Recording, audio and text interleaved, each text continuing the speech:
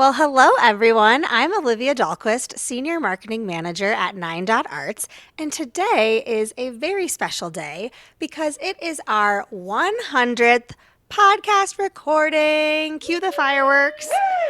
So instead of bringing in a guest, we thought, why not flip the mics around? So today I have the privilege of interviewing our founders, CEO Martha McGee and Chief Curator Molly Casey. Hello. Hey. Hello. Hello, hello. Well, thank you for all the hosting you've done, and thank you for now being our guests. You have spent years collaborating across the real estate and the art worlds, talking to so many innovative leaders. But when we received questions today from the audience, one of the main ones was really about connecting the dots, excuse the pun, on your own story and just learning about how Nine Dot Arts came to be. So, to kick things off, I hope you can take me back to 2009 and really the founding of the firm. How did you start Nine Dot Arts? Well, it goes back actually before 2009. So in 2005, 2006, 20 years ago, when we were just toddlers, Molly and I met. We were both in the art industry. I was working in a gallery called Walker Fine Art in the Golden Triangle, and Molly had the best job. She worked at an art consulting firm called McGrath and Braun, and she was their art director. So she was managing all of the artists that were interested in applying, and then she would come over to the gallery and buy artwork from Walker Fine Art. And so it was the most exciting day when she would walk in the door.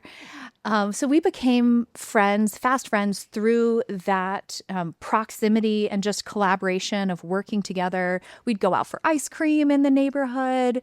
And when there was an opening at McGrath and Braun, I had the great fortune of getting selected to work there alongside Molly.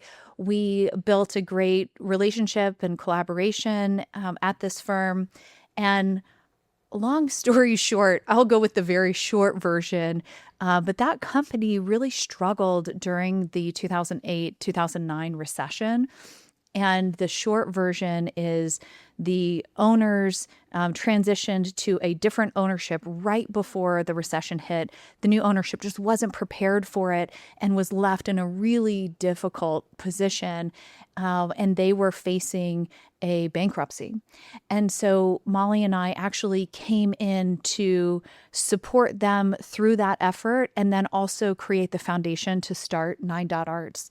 So in that negotiation, when this one company was just simply not going to survive through that recession, Molly and I created a deal with the current owners where we would, one, make sure that all of the artists who were owed money were going to get paid. Number two, we were going to help them finish out any projects that we could complete in 90 days. And then third, that business was going to support the founding of Nine Dot Arts for any contracts that were going to extend beyond 90 days. So we actually started Nine Dot Arts with 3 contracts in place, which is so exciting to be a new business and starting with 3 deals already underway. And those 3 were very successful. And in that process of beginning, the thing that you don't always know is when you are starting, you don't know if it's the bottom. But turned out it was. And then there's nowhere else to go but up. So in addition to starting with these 3 contracts, we're making our way. We're a small, scrappy, bootstrap business, as we've always been. And in those initial years, with those initial projects, we were trying to get things going. We were about $600,000 in revenue, which is, an entirely different world than the $9.5 million revenue company we were in 2024. So you can see how much we've grown and expanded. My goodness, what is that? That's more than tenfold. Let's do the math on it. Is that like 14-fold since we started? Don't ask me. It's a lot. I'm gonna do the math. It's a lot. But that was massive growth that we've experienced since we started in '09. But one of the first big points for us as Nine Dot Arts was getting $1 million contract, because those are the ones that are big, they're meaningful in our world. And that first $1 million contract came in, and Molly and I knew enough to know what we didn't know, which is also a skill. And we knew that we didn't have enough people and the full expertise to do the work. Of course, we said, absolutely, Yeah, we we can got this. do it. Bring it on. And we called our original mentors who had founded McGrath and Braun. They ended up, like I mentioned, selling it to a third party, but our original mentors from McGrath and Braun actually came out of retirement to support us with that first major contract called Jackson National Life.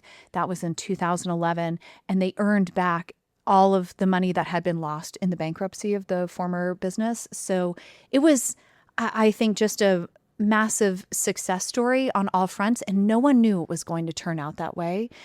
But we were always looking for the opportunities to do the right thing.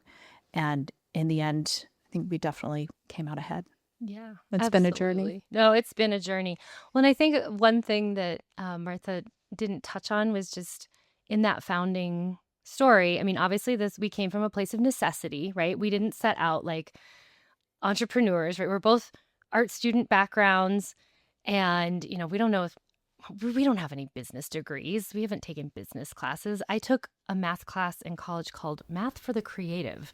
So like, that's why I'm not doing the math. Yeah. Because it would be creative math.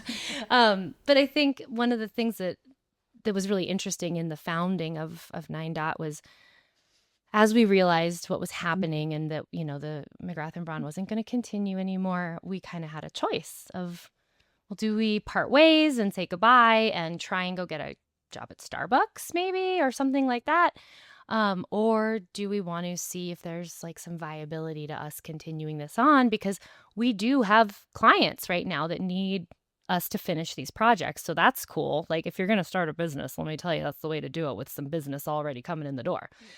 But one of the things that was really interesting was we did an exercise where we each wrote down our favorite and our least favorite things about our jobs. And we came to the table, and it was kind of this like, okay, I'll show you mine if you show me yours.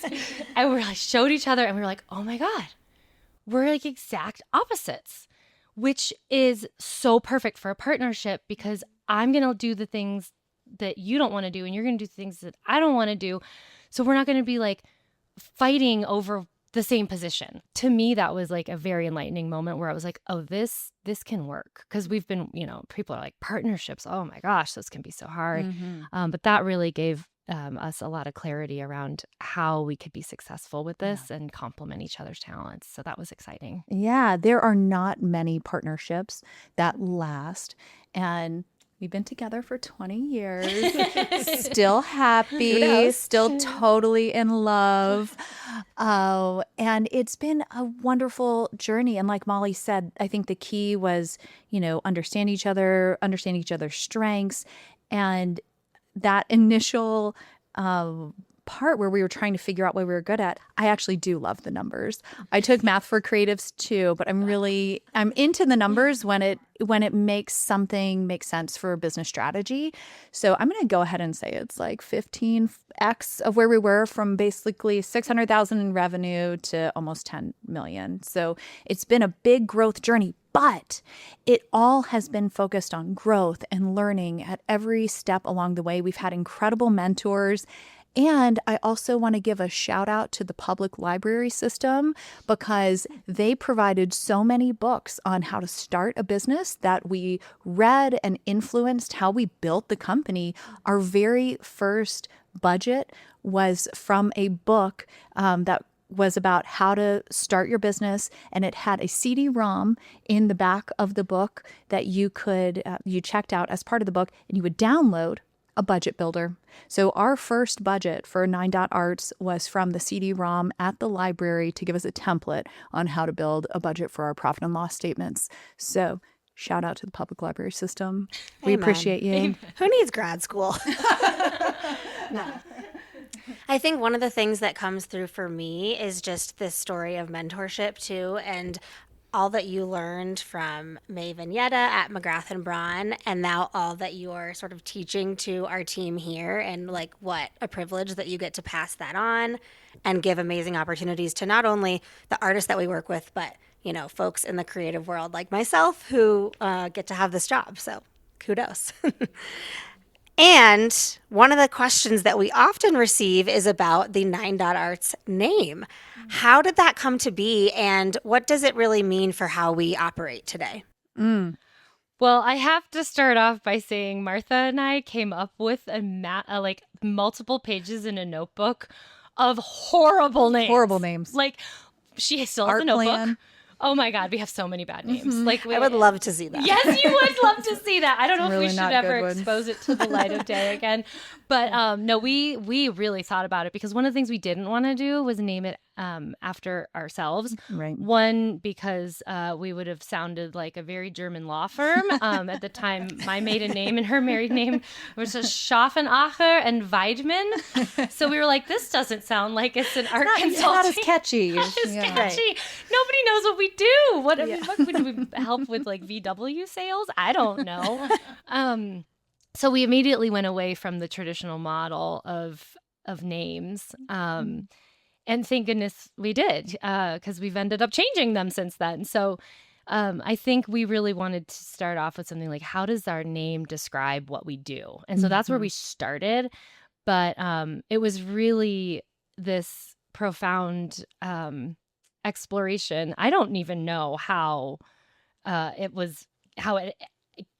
came to be, but when you presented it to me, I was like, this is the most brilliant thing ever. So I'll let you, because you brought it to me. Well, it was a napkin sketch concept that was drafted up when my husband at the time and I were up in Aspen for a ski weekend, and we had taken a break, and at the time we were both reading one of Dan Brown's novels, and it talked about this 9-dot puzzle in the book.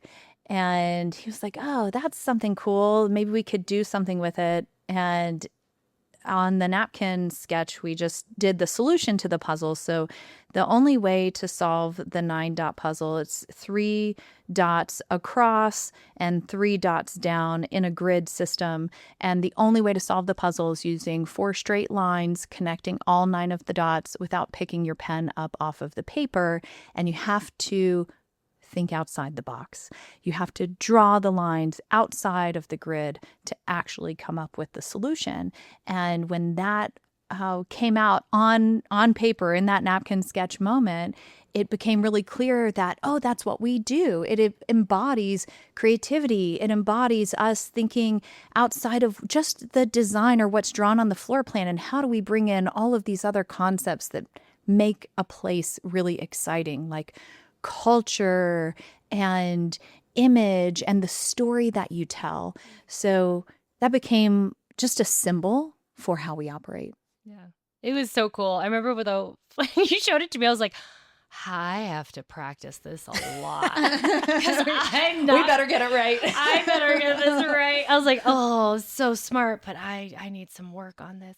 But no, I think it's a great story because it also is just fun to present to folks, when we're meeting them. And it's a great icebreaker with new clients or new referral partners to, show them the 9-dot puzzle. And it just kind of, makes what could be maybe more of a formal business meeting a little more fun and playful, and make it approachable, because I think that's one of the things that we really pride ourselves on is we're not sort of your white box typical experience. We're not sort of an intimidating art space, but we want to make sure that anybody who comes to work with us feels like this is a safe space to say, I don't know anything about art, and that's okay. And we're here to, embrace that, teach you, impart what we know.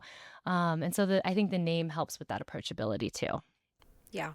Well, and it's such a memory maker. Like it's hard to forget. And if you do have a fun experience doing the puzzle, you leave and it's had like a nice impact on your day, and then hopefully you remember us. So in those early projects, before there was really a roadmap for this kind of work, what did figuring it out actually look like? And did you ever have any moments where you thought, okay, we are way out of our league here? or vice versa and saying, okay, we're not doing enough in this space. Like we got to go bigger. I think I may have mentioned this to you once before, but I remember jumping in for some big projects and always thinking to myself, okay, never take on anything bigger than what you can fix. It's like, because there will be mistakes along the way.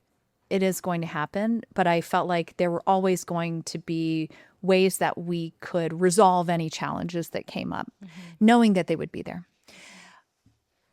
I also remember thinking when we won the work at Denver Union Station, and that must have been around 2012-ish because it opened in 2014. Mm-hmm. At that moment, I thought, this is it. We have peaked We've reached early. the mountaintop. We've reached the mountaintop. And, we were in our 20s when we started 9.Arts. And so, that coming on, that must have been like late 20s, early 30s. I thought, well, this is it. This is the pinnacle of our entire career. We get to do Denver Union Station, the biggest, coolest, most amazing project on the planet. And there's never going to be anything as good as this. And it was incredible. And we've since gone on to do so many more incredible projects of that scale and even bigger all over the world. So everything we've done and the way we've continued to grow and expand and push ourselves, but also maintaining our level of expertise along the way, continues to amaze me. Yeah. Yeah.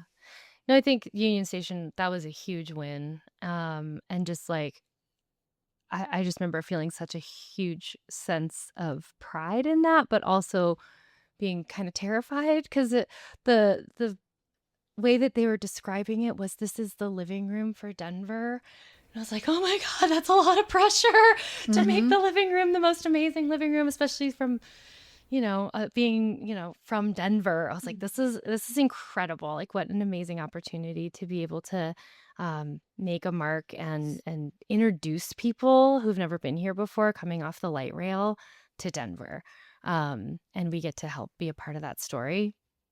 So that was incredible and scary, but ultimately so exciting and fun. And Walter Eisenberg and Dana Crawford were the main decision makers on the art there. And just that in and of itself, to work with these incredible people who have shaped the fabric of the city and listen to their ideas and then shape them into art form. I mean, it was such a privilege. I'm so grateful for that. It taught me so much. But I think every time we get another opportunity in the door that seems like, oh my gosh, this is big. I think, oh, well, we'll try it. Let's give it a shot. Like, we know how to do this. We did it We did it. We'll We did do it it again. Yeah, we'll do it again. Oh, that's a little bigger. Well, I remember, I think it was when we were working for the Denver International Airport, and we were writing their master plan. I was like, this is a lot of property. This is a lot of land. We're not just looking at the art master plan for the interior of the airport. We're looking at the entire land property, which is massive. Like, you don't even realize you're on airport property when you're driving there because it's so far away from the airport. Right. And we were, looking at how do you incorporate art throughout the entire site. And I think it was you, Martha, that said, well, it's just like looking at the floor plan for, an office building or something. You just look at it and say, where are the most important spots? And I was like, yeah, that's true. Like, this is very scalable. So I think, when we're looking at any sort of project, follow the same fundamentals of how we approach a project. So it doesn't matter if it's, a small, like, law firm or a massive mixed use development that is right now a pile of dirt. Like, it all, we approach it the same way in terms of our thinking. And so it makes it all very attainable and less intimidating when you put it into those sort of the processes we've put into place. Like Molly said, the scalable system and an expert team. And when you bring those things together, there's very few limits on any possibility of what we can do. I mean, when we started working on master planned communities and master planned sites, we brought in urban planners to our team. When we won our first airport project, we partnered with Stantec and an aviation expert named Noel Best out of Vancouver, who had built airports all over the world. So we bring in the best in the world for every single project that we do. So we're using local expertise, industry expertise, and our own staff expertise in a way that creates the scalable system. So yes, the systems are bigger, our technology is bigger, but at the end of the day, it's like, well, it's a few more zeros on this one, but it's a lot of times the same approach. Yeah, that's amazing. And I feel like it just shows, again, kind of speaking to our values, the tenacity and the collaboration. You take it to the next level, which is amazing. So, when you first started, how were developers and project teams thinking about art? And how would you say that's shifted over time, maybe from an ROI perspective and really the kinds of benefits that art can bring to a development? So interesting. I think that when we first started, art was like it was like a luxury nice to have for a lot of firms. It was not a requirement. And now I think people know that if they don't have art, they're behind and they're not going to be competitive.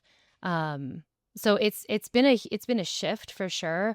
I also remember in the healthcare world, that was the only place when we first started where there had actually been some like literature written about the benefits of art in the healing aspects. Yeah, lower patient stays, less painkillers needed. Totally. Yeah. But that was only in healthcare.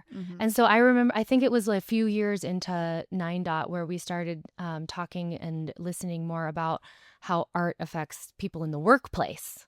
And then being in the office environment and having art as part of like wellness and like a requirement for keeping employees happy. So that really was like an interesting development in our career lifetime.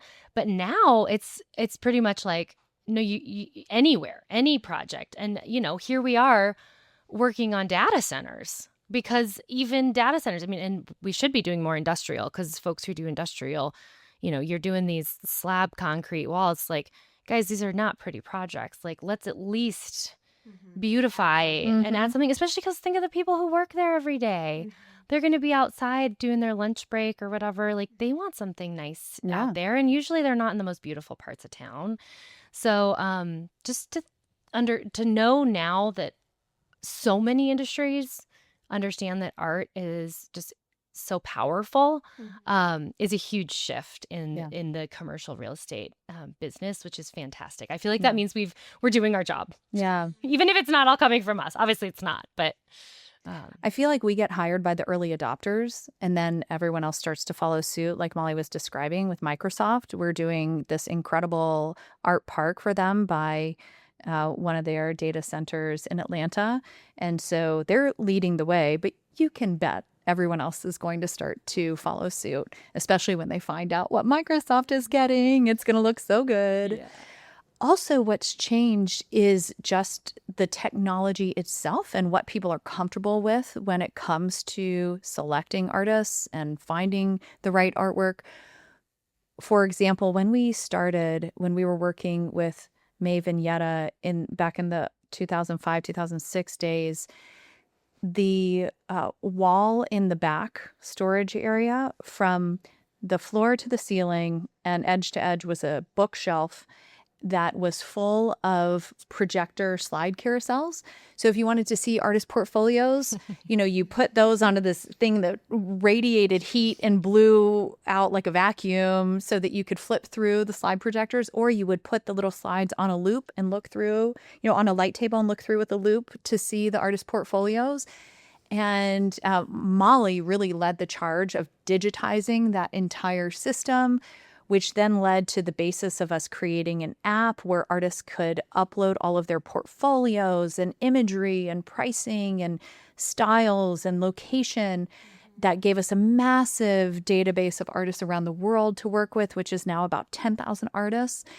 And the transition not only internally from how we build and structure our data from this physical space to all digital system to being all in the cloud and all, open source for artists, to also the client's experience. Initially, clients would fly in to meet with us and see all of the artwork in person before making decisions.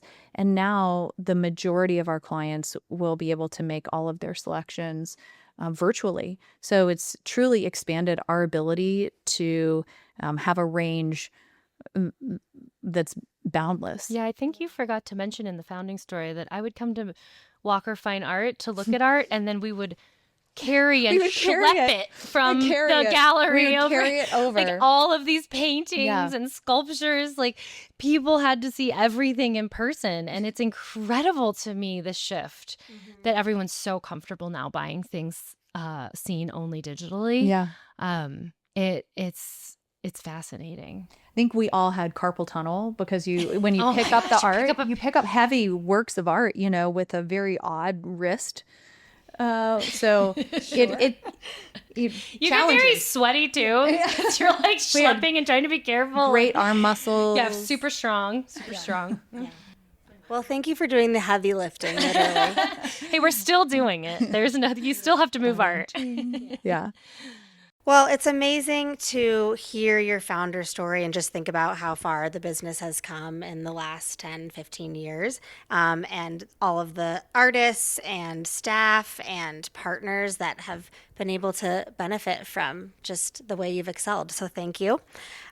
We are going to move on to a bit of a rapid fire Q&A game. So I'm going to ask you a series of questions and just gut reaction, give it to me straight.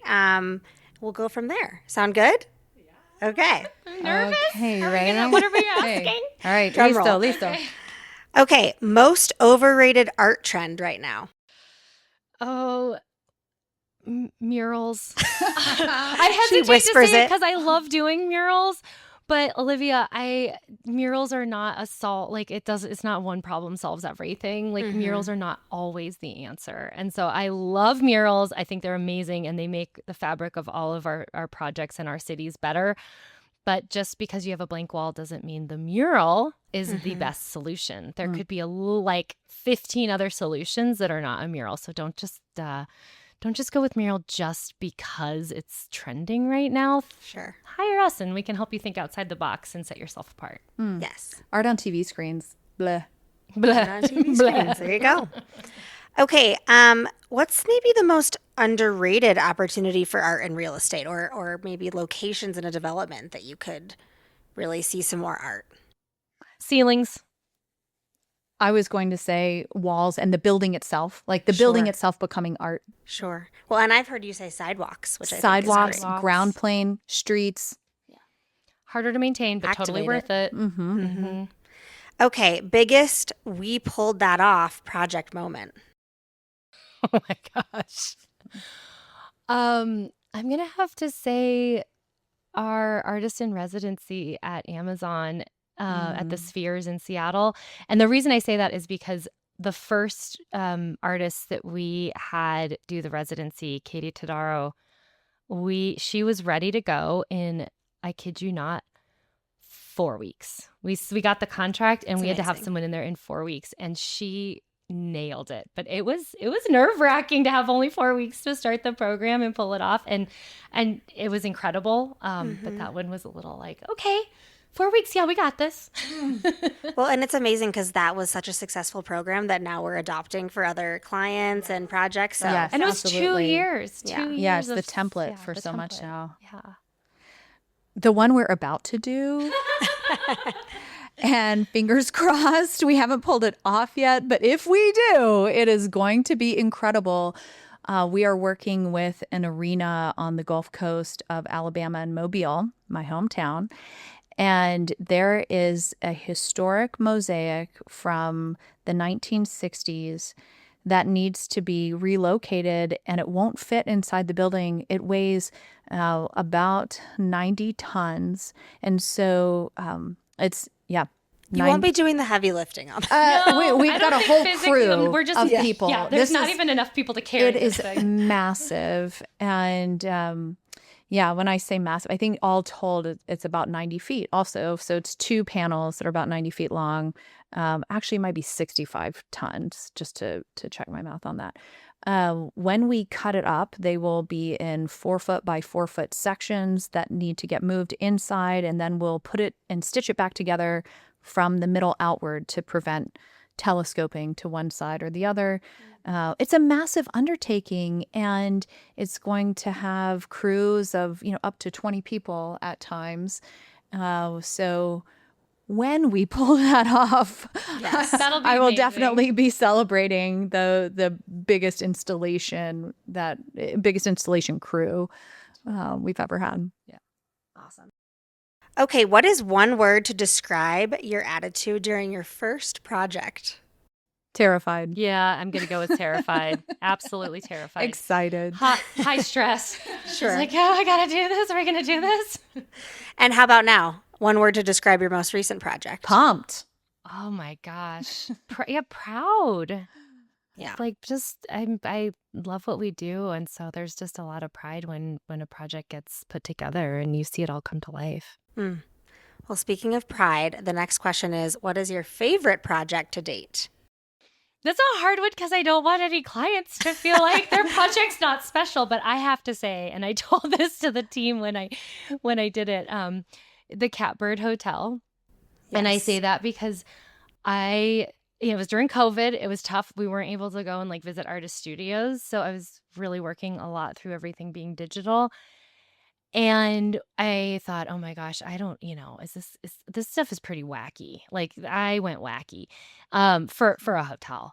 And I just remember after I presented everything, everyone was really quiet. And then one person chimed in and said, the only one I don't really love is this one over here, but I'm fine if you keep it. And I was like, oh my God, they went with everything. And this is like my favorite collection I've ever built. This is so exciting. That's amazing. Yeah, it's beautiful. It's so fun. I love the Perry Lane in Savannah, Georgia. And I think one of the reasons for that is we got to work on building so much of the story for not only the art collection, but it became the story for the hotel. And it's interesting because many times we're getting involved and there's an element of, there's architecture, planning, architecture, design, and those things start to influence the art. But at Perry Lane, the story for the art became so big, it actually started to influence the property overall. And so the brand of the hotel, the design of the hotel, the ownership and the way that people interact with the property is all built around this fictional muse named Adelaide Harcourt, who has an incredible art collection that is housed at the Perry Lane Hotel. And so it's like her kind of living memoir and gift to the city of Savannah. And the art is not only built into the architecture, it's built into the story of the place and started to just creep into every element of the project, which I love. And I want to add real quickly that the building art into architecture is one of the coolest things we get to do. It doesn't happen all the time. This is why we like to get involved super early on projects, because when it does, it's like the angels in the heavens are singing, right? Yeah. Like it's like the most magical moment. And Catbird was one of those where we actually Yes. had each elevator landing, we had like a big panel that was cut out with a mirror on top, but it was all architectural. So like those panels had to be cut perfectly and then the mirrors installed on top of them. And so we had all of those panels taken to the artist's studio and she painted each one of them and they came back and got installed. And then the mirrors went on top and it's just so seamless. You would have thought that she painted them on site, or it's hard to even determine, but it's that integration, you feel it when you're in a space. And at Perry Lane was so similar with just like every little thing that was designed to work with art and architecture and design, like just perfectly cohesive. Fits. It just fits. It's so wonderful to see it at the end. Well, and you can tell it's paid off because I think both of those hotels are some of the most repeatedly recognized and awarded projects in Denver and in Savannah. And what's the great stat about Perry Lane that was the Oh, sold for the highest key per yeah. key in the state? Yep. Highest price per key hotel sale in the state of Georgia. Yeah, Amen. that's awesome. Mhm. Art is business. Mhm. It is. It's good business. It's good Mhm. business. Okay, wrapping up our Q&A rapid fire, a city you most want to work in. Mexico City. Reykjavik. Oh, yeah. I think I said that right. So, an art horror story turned lesson learned. Oh, which one do we want to pick? I know which one, because this one, Martha actually wasn't here for this one, but she definitely heard about it that night. We were in Nashville, right outside of Nashville in Franklin, Tennessee, and it was our project with Jackson National Life there. And we arrive with all of the artwork to install. And this is $1 million art collection. Mm-hmm. And I'm on site, and installations are exhausting. You are schlepping, and you're just on your feet all day. This was before steps, but you count a lot of steps. And this all this art had come, like we had a lot of it in Denver and then shipped it there because we met here to look at all of the artwork and then took it there. And this piece arrives, and it was mylar that was attached to a panel, a wood panel. Well, in Colorado, it's very dry, as we know, but it had been in a truck driving across country to Nashville. It's very humid, and the piece was lifting, like the mylar was separating from the panel, and it was like one of the scariest things I've ever seen because it was going in like the boardroom. Like this was a big deal piece. So not only was it needing a repair immediately, but also it was 10 feet wide. So first of all, we figure out how to repair it. Amazing. We talk to the artist. Simple enough. Bring the iron from your hotel room. So we sneak the iron in our installation bags out of our hotel room, and you remelt the glue and no problems. It's like perfect, right? So it's pristine. It looks great. We're so excited. We're like, oh, crisis averted. But always one lesson learned: humidity, right? Think about where pieces are traveling from and what sort of effect that has. Second lesson learned: find out if there's a freight elevator before you install. So we go to get this piece in the elevator, and it doesn't fit. It's too tall. And I was like, oh, well, that's because we're using the regular elevator. Let's go to the freight elevator. And they're like, there's not one. And we're like, what do you mean there's no freight elevator? Like, what office building doesn't have a freight elevator? Like, oh, this one just doesn't have one. There's only 5 floors. So the whole install team, myself, some other folks were all there, and we go up the fire stairs. And this piece, luckily, is only 2 inches deep on panel. And we turn it on its side, and we are passing it through the center of the fire stairs, passing it level by level for 5 stories. Don't let it touch anything. It's already been through enough. So yeah, when you're going to an installation, you always check like how big is the art and how big is the freight elevator, because otherwise you may need a crane, which I think we've also had needed before. So that's fine. Very good problem solving, though. You can always do it. So resourceful. Think outside the box, right? when it comes to installation. It's always good to have artists around. What about you? Oh, horror story. Okay, I'm Turned gonna lesson. turned lesson. There's Okay. plenty of horror stories we haven't learned from. We won't tell those. No, we don't talk about those. I'm gonna pick the one that actually happened before 9 when we were at McGrath and Braun. So back in the day, working with our mentors, and Maeve and Yetta have incredible taste, and Maeve had selected this gorgeous kind of orangish pinkish painting to go behind the reception desk in a law firm, and it was clouds. And the work had been up, the law firm opened, the work had been up for maybe a month. And we get a call from the woman who sits at the front desk, and she says, I'm not sure how to say this, so I'm just going to say it, but there's an orgy in the clouds. And we're like, I'm sorry, ma'am. What? Are you talking about? Yes, they aren't doing it in the clouds. We were like, I'm okay. We will be right there. This is, if there ever was one, an art emergency. So we go over to take a look at the painting. And sure enough, this completely, abstract painting of clouds and a sky, you zoom in one corner and you can see it. Clear as day. And once you see it, you cannot unsee it. That's it.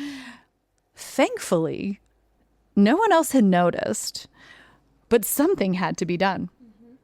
So the solution, Turn it upside down. turn it upside down, orgy gone. Love it. But one thing that we learned in that is to check more about, one, getting other people's perspectives. So having as many people as possible see a work of art before it goes up.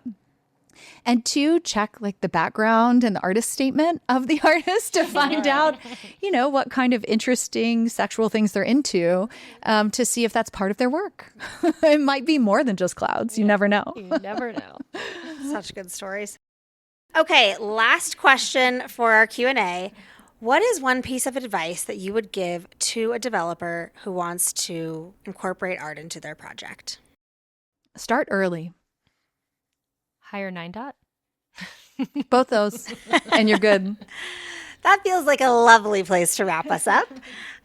So thank you for sharing your founder story, for answering some of these questions, and to all those tuning in, thank you for listening, and we hope you will join us for part 2 of this episode, which will technically be our 101st episode, where we are going to dive into all of the audience questions we received and learn even more from these fearless founders. Thank you.